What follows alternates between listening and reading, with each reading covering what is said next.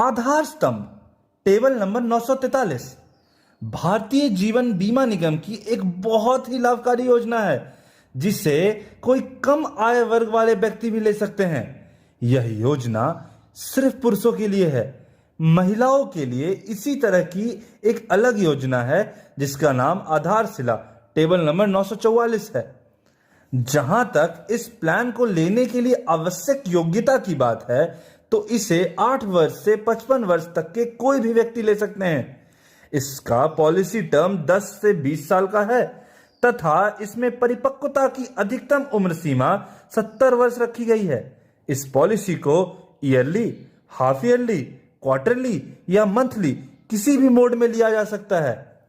आधार स्तंभ पॉलिसी का बीमा धन कम से कम 75,000 से लेके अधिक से अधिक रुपया 3 लाख तक का ही होगा। यहां समझने वाली बात यह है कि यदि एक व्यक्ति के नाम पर पहले भी आधार स्तंभ पॉलिसी टेबल नंबर 843 या टेबल नंबर 943 ली गई है तो कुल बीमा धन रुपया 3 लाख से अधिक नहीं होगी। 75,000 से 1.5 लाख तक के बीच का बीमा धन 5,000 के गुणक में तथा 1.5 लाख से 3 लाख तक का बीमा धन 10,000 के गुणक में रहेगा। इस पॉलिसी में एक खास बात यह है कि इसको लेने के लिए कोई मेडिकल रिक्वायरमेंट नहीं होता है। मैच्योरिटी एंड डेथ क्लेम इस पॉलिसी का मैच्योरिटी होने पर या अवधि के बीच में पार्टी की मृत्यु होने पर basic sum assured plus loyalty addition का भुगतान किया जाता है। लॉयल्टी एडिशन का भुगतान सिर्फ उसी स्थिति में होता है जब पॉलिसी 5 वर्ष या उससे अधिक अवधि तक चली हुई हो। अब आइए इस पॉलिसी को एक एग्जाम्पल के द्वारा समझते हैं। मान लीजिए एक पार्टी का उम्र 20 वर्ष है और वह 1 लाख का सम एश्योर्ड वाली एक पॉलिसी 15 वर्ष के लिए लेता है तो उसे फर्स्ट ईयरली प्रीमियम 5517 रुपए देने होंगे, जबकि आने वाले सालों में उसे मात्र 5457 रुपए ही देने होंगे। यानी कुल उसने 81,975 रुपए जमा किए जिसके एवज में एलआईसी उसे मैच्योरिटी के रूप में sum assured plus loyalty addition यानी 1 लाख प्लस 20,000 यानी 1,20,000 देगा। यह कैलकुलेशन अनुमान पर आधारित है जो पॉलिसी समझाने के ख्याल से किया गया है और वास्तविक वैल्यू इससे अलग हो सकता है।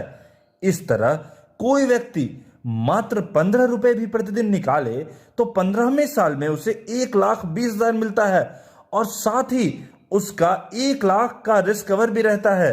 यदि पार्टी पॉलिसी लेने के 5 वर्ष के भीतर डेथ करता है तो नॉमिनी को सिर्फ सम एश्योर्ड मिलेगा, जबकि यदि 5 साल के बाद डेथ करता है तो उसे sum assured plus loyalty addition if any का भुगतान होता है। यहां यह ध्यान रखना है कि अगर किसी पॉलिसी धारक की मृत्यु हो जाती है तो इसकी सूचना कॉर्पोरेशन को मृत्यु तिथि के 90 दिन के भीतर ही देनी चाहिए। यदि पॉलिसी धारक की मृत्यु दुर्घटना से हुई है और वह एक्सीडेंटल बेनिफिट राइडर लिए हुए हैं तो डेथ बेनिफिट के रूप में एक और सम एश्योर्ड के बराबर की राशि भुगतान किया जाता है, बशर्ते पार्टी की मृत्यु दुर्घटना के दिन से 180 दिन के भीतर हुआ हो। यह पॉलिसी में ऑटो कवर की भी सुविधा उपलब्ध है।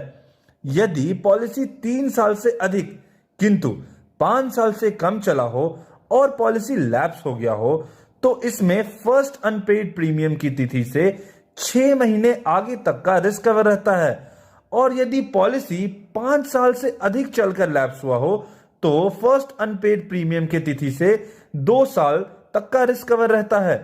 पॉलिसी लेते समय पॉलिसी में एक्सीडेंट बेनिफिट राइडर जुड़वा लेना चाहिए जिसके लिए बहुत मामूली प्रीमियम लगता है। यदि लाइफ एश्योर्ड माइनर है तो उस स्थिति में एक्सीडेंट बेनिफिट राइडर नहीं लिया जा सकता है। इसके लिए न्यूनतम उम्र 18 वर्ष होना चाहिए तथा यह 70 वर्ष तक के लिए उपलब्ध होता है। सभी पॉलिसी को मिलाकर एक्सीडेंट बेनिफिट राइडर अधिकतम 1 करोड़ ही लिया जा सकता है। केवल जीवन शिरोमणि पॉलिसी का 1 करोड़ इसमें नहीं जोड़ा जाता है, लेकिन किसी भी स्थिति में total accident benefit rider 2 crore से अधिक नहीं होगा।